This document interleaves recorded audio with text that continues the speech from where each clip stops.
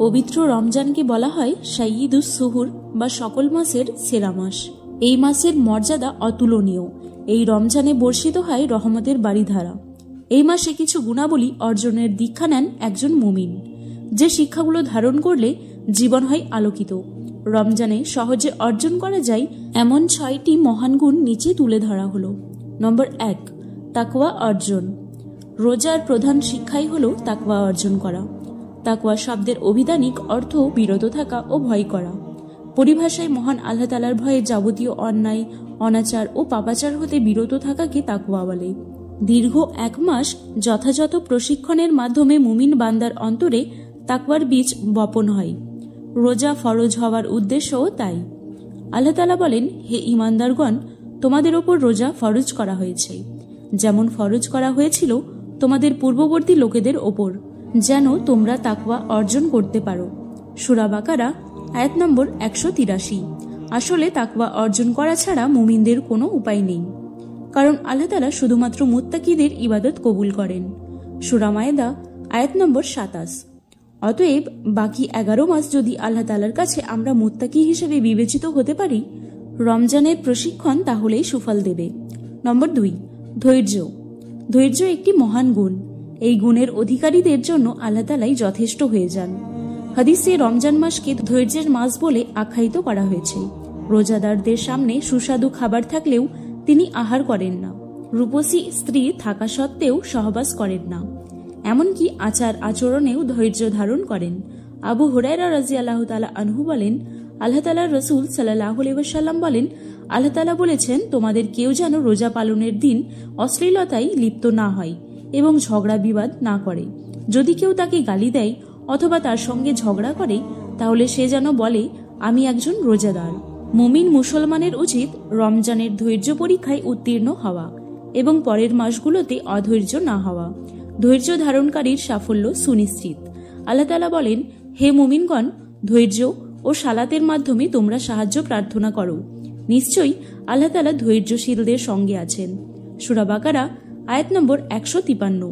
নম্বর 3, সহমর্মিতা। মহানবী রাসূল সাল্লাল্লাহু আলাইহি ওয়াসাল্লাম রমজান মাসকে সহমর্মিতার মাস বলে আখ্যায়িত করেছেন।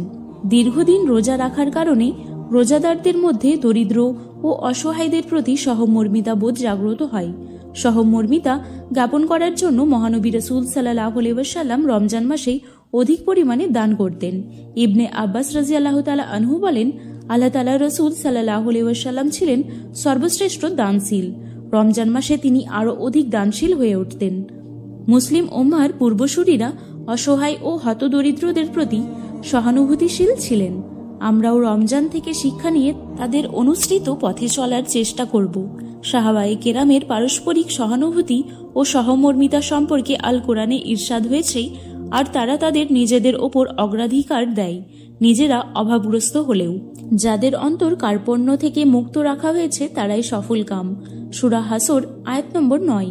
সুতরাং সুখে দুঃখে অসহায় অনাথের প্রতি আমরা যেমন সহমর্মিতা প্রদর্শন করি, এই রমজানেই মহান আল্লাহ তাআলার কাছেই সেই গুণ অর্জনের তৌফিক কামনা করি। নম্বর 4, কোরআনের আলোকে জীবন গড়া। কোরআনের আলোকে জীবন গড়া মুমিনের একমাত্র লক্ষ্য ও উদ্দেশ্য। এর বাইরে দুনিয়াতে মুমিনের জন্য মূল্যবান কোনো আমল নেই। মাহে রমজান কোরআন নাজিলের মাস, তাই রমজানের সঙ্গে কোরআনের সম্পর্ক নিবিড়। এই মাসেই সেই কোরআনের আলোকে জীবন গড়ার শপথ নিতে হবে, সেভাবে নিজেকে তৈরি করতে হবে। সেই জন্য রমজানে বেশি বেশি কোরআনের তালিম নিতে হবে, বিশুদ্ধভাবে কোরআন শিক্ষা করতে হবে এবং সেই অনুযায়ী জীবন পরিচালনার যোগ্যতা অর্জন করতে হবে। হাসরের ময়দানে বান্দার মুক্তির জন্য রোজা ও কোরআনের ভূমিকা থাকবে বেশি।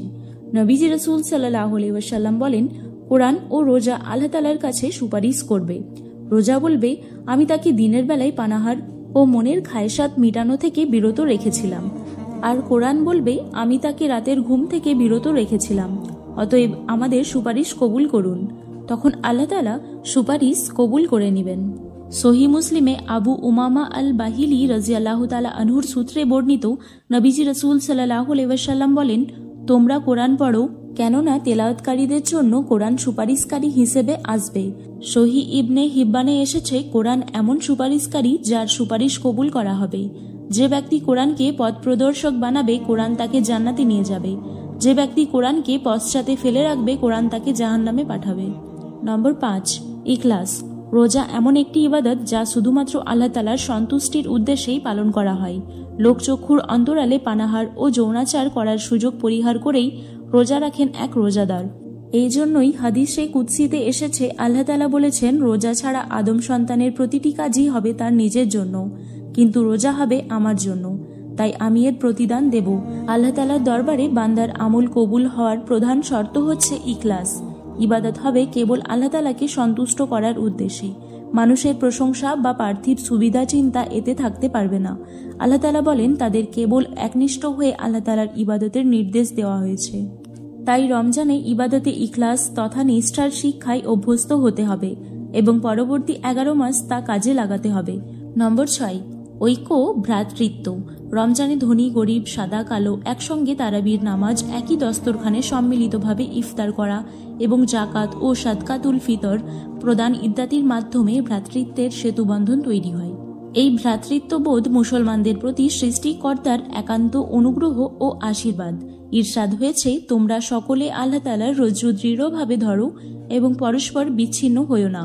তোমাদের প্রতি আল্লাহ তাআলার অনুগ্রহকে স্মরণ করো। তোমরা পরস্পর শত্রু ছিলে এবং তিনি তোমাদের হৃদয়ে প্রীতির সঞ্চার করেন, ফলে তার অনুগ্রহে তোমরা পরস্পর ভাই হয়ে গেলে। তোমরা অগ্নিকুণ্ডের প্রান্তে ছিলে এবং আল্লাহ তাআলা তা থেকে তোমাদের রক্ষা করেছেন। এভাবে আল্লাহ তাআলা তোমাদের জন্য তার নিদর্শন সুস্পষ্টভাবে বিবৃত করেন, যাতে তোমরা সৎপথ লাভ করতে পারো। সূরা আল ইমরান আয়াত নম্বর 103। মুমিনের উচিত পবিত্র রমজানের শিক্ষা থেকে উপরোক্ত গুণাবলী অর্জন করা এবং জীবনে ধারণ করে আলোকিত মানুষ হওয়ার চেষ্টা করা। আল্লাহ তাআলা মুসলিম উম্মাহকে সেই তৌফিক দান করুন। আমিন।